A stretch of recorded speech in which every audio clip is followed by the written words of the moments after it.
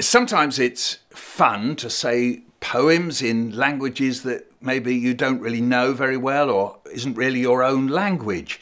I'm not French, but I have learnt some French, and I like trying to recite the poems by a very famous poet called La Fontaine, Jean de La Fontaine, who adapted Aesop's fables into French poems. And the one I'm about to do now is called La Cigale et la Fourmi, which is translated as The Grasshopper and the Ant. Maybe you know it as an Aesop fable. And it goes like this. La cigale, ayant chanté tout l'été, se trouva fort dépourvue quand la bise fut venue. Pas un seul petit morceau de mouche ou de vermisseau. Elle alla crier famine chez la fourmi, sa voisine, la priant de lui prêter quelques grains pour subsister jusqu'à la saison nouvelle. « Je vous paierai, lui dit-elle, avant l'août, foi d'animal, intérêt et principal. » La fourmi n'est pas prêteuse, c'est là son moindre défaut. « Que faisiez-vous au temps chaud ?» dit-elle à cette emprunteuse. Nuit et jour, à tout venant, je chantais, ne vous déplaise. Vous chantiez? J'en suis fort aise. Eh bien, dansez maintenant.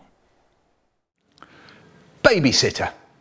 Sometimes my mum and dad used to go out. This meant that my brother had to babysit me. He hated it because I just wouldn't go to bed when he told me to.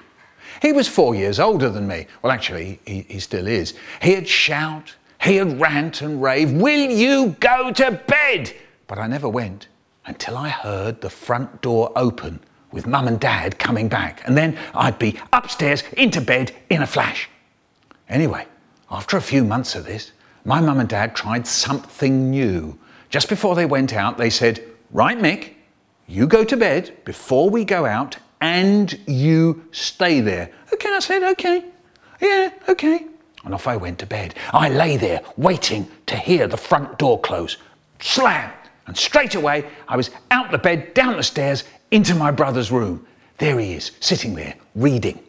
First of all, he tries, "I'm not taking any notice of Michael." He goes on reading. I think, I'll make him notice. I put my face behind the book with my eye peeping round the edge of the book.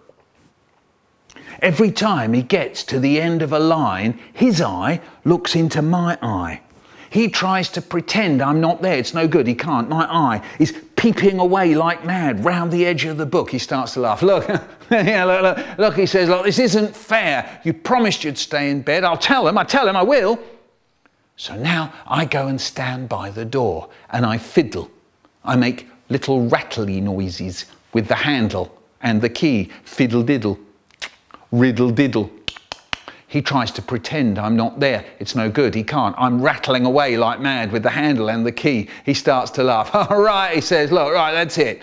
He sounds like he's going to really do for me. So now he tries, "I'm going to be so boring, Michael will get so fed up, he'll go back to bed." He starts up a chant. Go to bed, go to bed, go to bed, go to bed, go to bed, go to bed, go to bed. He doesn't stop. Go to bed, go to bed, go to bed, go to bed. He goes on for ages. Go to bed, go to bed, go to bed. I try to talk to him. "Hey, what do you want for your birthday, Brian?" "Go to bed, go to bed, go to bed." "Do you want a sweet?" "Go to bed, go to bed, go to bed." "Hey, you've got a pimple on the end of your nose, you know." "Go to bed, go to bed, go to bed." And I'm still fiddling with the door. I lock it. I unlock it. I lock it. I try to unlock it. Go to bed, go to bed, go. "Brian, I can't unlock the door." "Go to bed, go to bed." "Brian, the key's stuck." He stops. Suddenly he looks pleased and he settles down with his book and waits. Meanwhile, I've got big bother. They're going to come back and find me here, and I've got out of bed and I've come in his room and I've locked the door and it's really late and it's all my fault. I try and I get that key to work. Fiddle, riddle, diddle, diddle, fiddle, riddle, diddle, diddle. For 3 hours I'm at it, and all the time my brother is not taking any notice of Michael. The front door opens. "Hello," my mum calls out. She gets to my brother's door.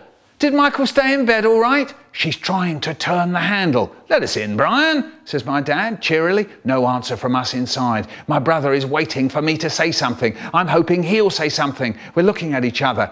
Come on, Brian, says my dad, getting a bit cross. Oh no, the moment I dread when Dad goes from being cheery to absolutely furious. In a weedy little voice I say, I locked the door. That really winds them up. There's my mum. Is that you, Michael? You still up? You promised you'd stay in bed. It isn't fair on Brian. And there's my dad and he's roaring.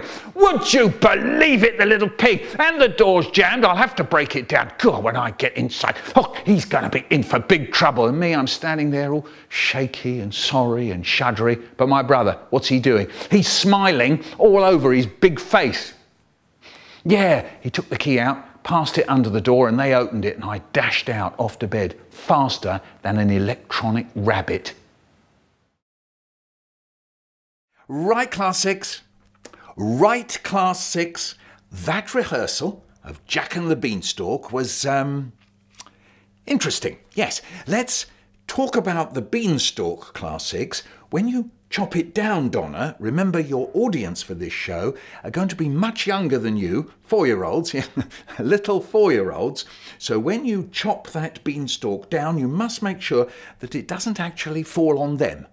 You know, I don't think these little children want a great big tower of green toilet rolls falling on their heads. No, they could get a little bit upset. All looking at me, looking at me, me, yes. Darren, I can't see if you're looking at me or not if you've got your cow's head on. Take it off, thank you. Right, Jack's mother, Donna, yes. I gave you that bit of bread to hold in your hand because it's the last bit of bread that you and Jack have got in the whole wide world. Abdul, yes. Well, sorry, Abdul, I know your name is not Jack. I just mean in the play, you're Jack. Yes, no, I do know your name is Abdul. Now, where was I? Yes, you're hungry, Donna, and that's why you're selling the cow. Yes, you were eating the bread while you were trying to say, take the cow to market. But all I could hear was take them to munch. Oh, you mean you're hungry now? Yes, no, it is lunchtime in a minute. No, I haven't got any food on me right now. Mervyn? Yes? No, Mervyn, we can't have a real live goose in the show. You see, real live geese don't lay golden eggs. No, we're not going to pretend that goose poo is a golden egg. No, and anyway, where would we get a goose from? Joanna, we're not going to just grab a goose from the park. We've got the lovely paper goose that Marcia made. Where is it? Where is the goose? Who's got the goose? Right, Darren, could you look this way, please? You need to take the cow head off while I'm giving you these notes for the show. Now, where was I? Yes, the beans. Lovely. The man on the road. Warren. Yes. Warren, Jack gives you the cow. Yes. OK, Abdul. Sorry. Abdul gives you the cow and you give Abdul the beans. Now, just because we've got M&Ms for the beans, it doesn't mean that you can eat them. No, Warren, if you eat the beans, you can't swap them for the cow. Darren, you'll remember, he steps forward. Darren, take the cow head off. No, Abdul, no, Warren, you can't eat the beans. No, not even one. No one can have any beans. Right, where were we? Yes, Lloyd and Zoe, Mrs. Giant.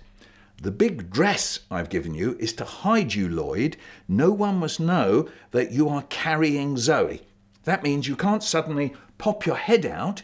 Mrs. Giant doesn't have two heads, one underneath the other.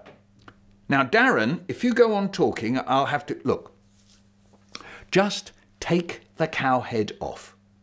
Louise and Karen, for the giant himself to work, you two have to stay close together the whole time. Yep, that means the whole time, so Alfred is safe sitting there on your shoulders. In the rehearsal, I'm afraid you started walking off in different directions. Just as Alfred was saying, fee, fi, fo, fum, he started to slip down the middle. All we heard was fee, fi, fo, fum. I smell the blood of an ow! Now the goose. Has anyone seen the goose? Abdul is sitting on it. Abdul is sitting on it. Abdul, are you sitting on the goose? Oh no, you are. Get up. Get up. Oh, now look. You've squashed the goose. What are we going to do with a squashed goose? It looks like we're saying that a bit of screwed up paper lays golden eggs. We're going to have to think this through again. What are we going to have as a goose?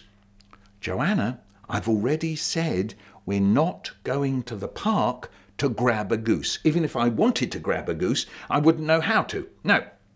Melvin, I haven't got a great big net. Where would I get a great big net from? Oh, right, yes. Your dad's got nets in his garden. That's very nice, Melvin, it is. But I really don't think I'm going to go round to your house and ask your dad for a net, and when he says, what for, that I'm going to say, it's to catch a goose. And I'm certainly not going to go running round the park with a great big net trying to catch a goose. Darren, could you stop groaning? Just take the cow head off. Right, class 6. Listen, all eyes. To the front, the front. Now, back to you, Mrs. Giant. That was very nice, the way you hid Jack in the cupboard, but you slammed the door too hard. You said, run, Jack, run, but Jack was stuck in there. And then we had to wait for Mr. Hardware to come and wrench it open. Is Mr. Hardware in the story, Jack and the Beanstalk? Is the story Mr. Hardware and the Beanstalk? I don't think so. Right. Darren just pulled the cow head forward, then up. Forward, then up. What's that? I can hear crunching. Someone's eating the beans. Who is it? Lloyd? Zoe, bring them here, Zoe. Bring them here. If this goes on, there'll be no beans and no play. What? Darren's stuck? What do you mean he's stuck? Of course he can breathe. Darren, can you breathe? Darren, can you breathe? Darren, can you hear me? Are you breathing? Darren, Darren, Darren, quick, someone, go and fetch Mr. Hardware, quick, it's an emergency. No, not all of you, come back. Fan, and just Fan, fetch Mr. Hardware. No, I don't know where he is. He'll be, where he is. Darren, can you hear me? What? You were only joking. Right. Take the cow head off, Darren. Thank you. And you can go straight down to see Mrs. Rashid and tell her how you pretended to get stuck in the cow head. That's not funny, John. Not funny either, Simone, Lydia, and it wasn't funny earlier during the play when you were trees. Trees don't laugh. That's all you need to remember. Trees don't laugh. Right, class 6, I'm sure it's all going to be marvellous. The little children are going to love it. And remember, don't let the beanstalk fall on top of them. Clever cakes and other stories. The Dump Demons. Raymond Fenchurch used to sit over the dump, scaring other kids. He said there was a thing in the dump called a dump demon. The dump was out the back of the place where they broke cars up, and sometimes kids would go over there and pick up old wheels and things to make rockets and go-karts and contraptions. One evening, Amir and Akhtar were on their way home from school when Amir, who was the older brother, said, "Hey, why don't we go over the dump?" They took the shortcut by the canal, but it was blocked off. So they had to take a different way round the back of the disused hospital. It was pouring with rain, and what with it being winter, it was very dark away from the lights of the street. Next thing they knew, they were lost. "Where are we?" said Akhtar. "I'm not really sure," said Amir. "I'm tired," said Akhtar, "and it's dark, and it's all your fault." "Oh, I know," said Amir. "We'll stop here for a bit and get out of the rain." There was an old workman's hut nearby, so the two boys went in. They stood by the door and watched the rain come down. Next thing they knew, they heard a strange scraping noise. It sounded like someone scraping bits of metal together. "There's something out there," said Amir. Akhtar listened too. There it was again, the strange scraping noise. What could it be? It didn't sound like a bin, more like a broken car. Then a horrible metal screechy voice said, "Smells like boys to me." "Oh no," said Akhtar. "It's the dump demon that Raymond Fenchurch was talking about. What shall we do?" Okay, said Amir. "I'll think of something. Just do what I tell you, okay? Go outside and stand by that old car wheel." "No, I'm not going out there. You go." "Listen, Akhtar, just do what I say and we'll be all right. I'll be coming out straight after you." Akhtar went out, shivering into the rain, and stood by the old car wheel. Amir followed him a few moments later, holding an old iron bar he had found in the hut. Akhtar stood by the old car wheel, looking into the dark with the rain pouring down, while Amir went round the back of the workman's hut. Just then, up came 3 dump demons, their heads as high as lampposts, their bodies all greasy and rusty. They had only one eye between them.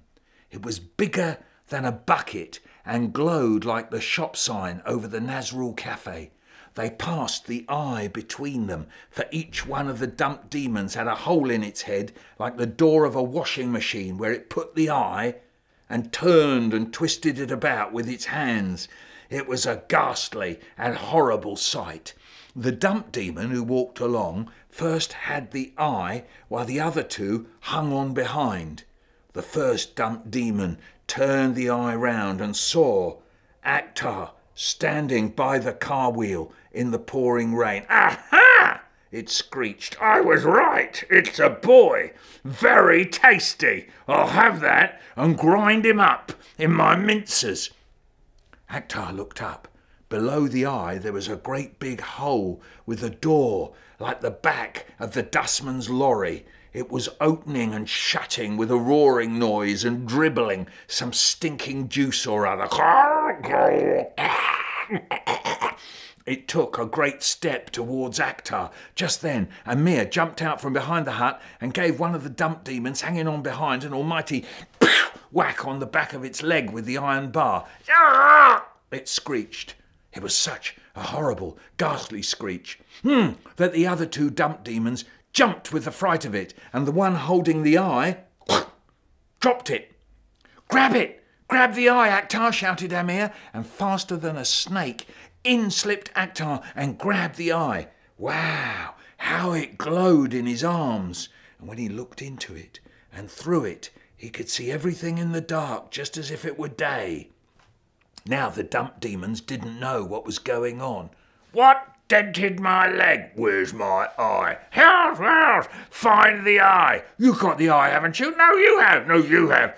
I've got the eye," shouted Akhtar. "And it was me that dented your leg," shouted Amir. "And we're from the Bradbury Flats."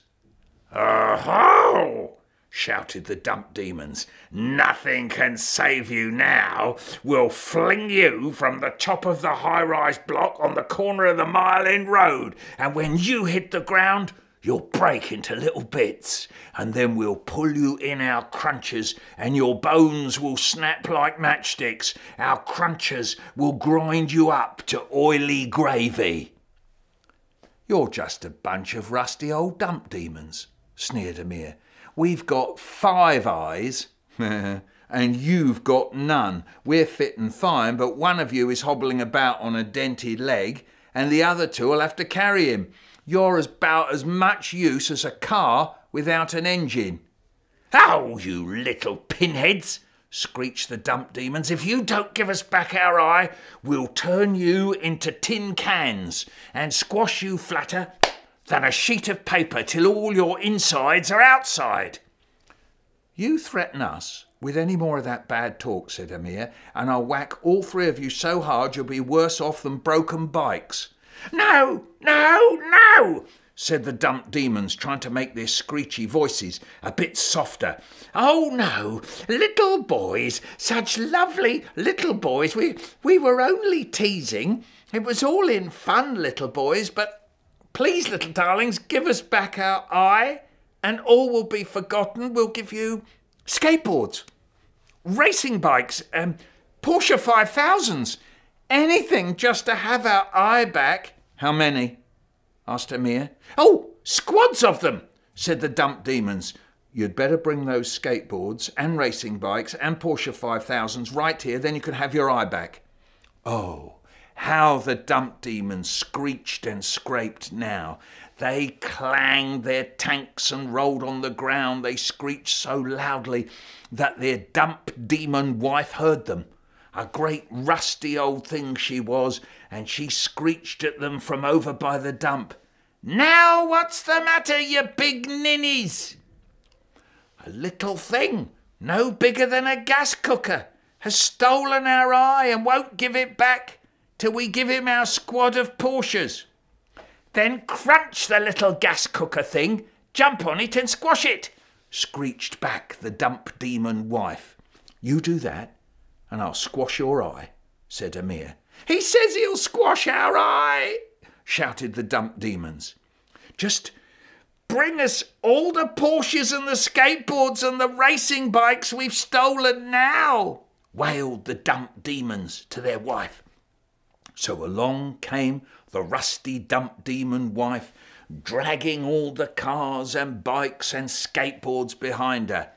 Now, where's the little gas cooker thing? She screeched. By all the iron in the Blackpool Tower, I will turn you into a bent pin. Oh, shush, wife, shush, whispered the dump demons. Shut your cruncher, or they'll smash our eye and dent our legs.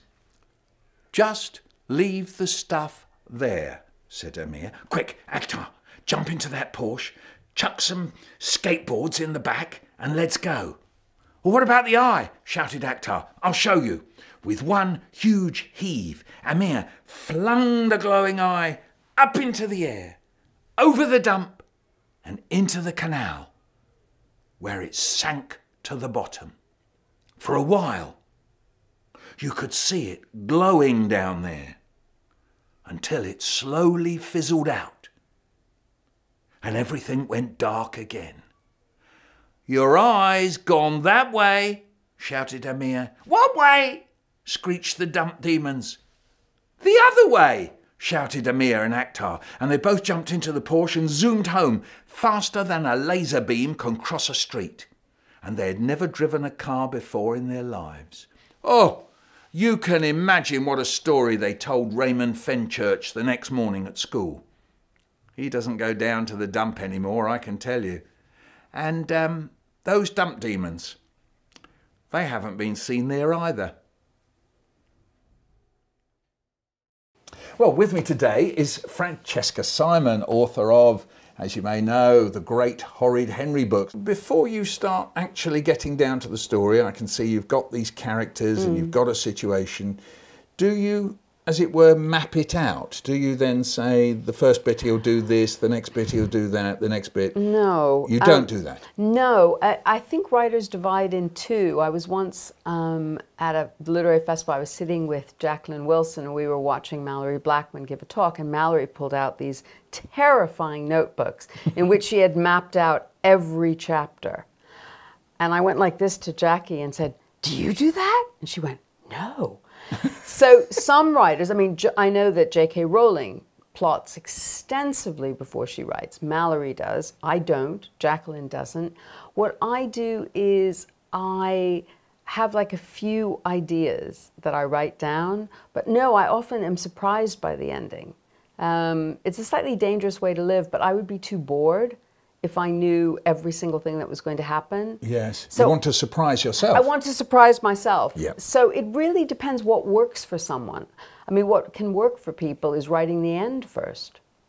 And then ask yourself, how did they get there? You don't have to write beginning, middle, and end.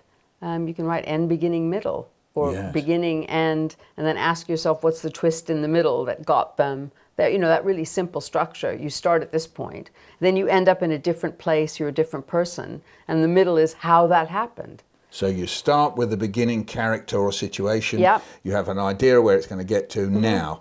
What are the twists and turns Exactly. between the two? But there has to be a journey. It has to be, something has to happen. And usually it's to do with want. For me, it's always about wanting.